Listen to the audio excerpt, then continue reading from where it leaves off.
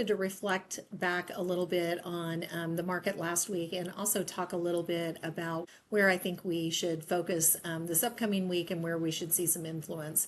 So for the month of August, the market has performed relatively well, the domestic market. You've seen the growth area, the more AI driven area, really rebound off a minor low that it put in at the end of July.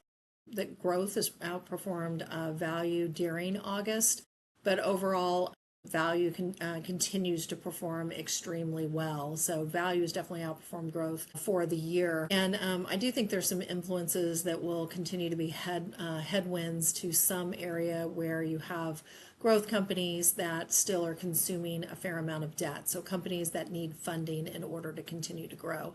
And that's really the influence that we're seeing from the bond market.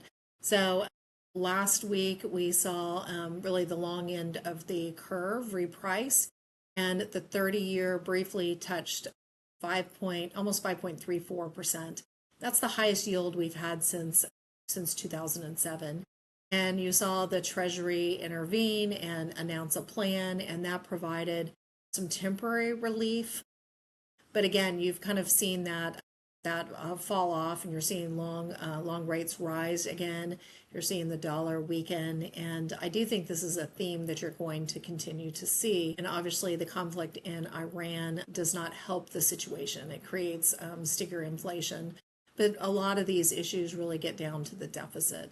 So we've had certainly the war, the conflict that we have been funding isn't helping the deficit, and you kind of have the bond market kind of reminding you about the issues that we have from a debt perspective. If interest rates stay higher for longer and prove to be stickier, which is certainly a possibility, you're going to see companies that have leverage that do need debt financing in order to grow remain under pressure. That basically tells us that the value area of the market, or the more quality area of the market, should outperform. And then if you look at equities in general, so far second quarter S&P 500 earnings are tracking about 52% higher than last year. And that's really an astounding number. A lot of that is mark-to-market AI spending, but that's a huge number. And it really is important to really think about the impact that technology is having on operating margins and how that will lead to increased multiples. The only other item you really need to pay attention to this week is NVIDIA reporting. Obviously, that's had a big impact on the market overall, but certainly on the AI portion of the market. Thank you so much.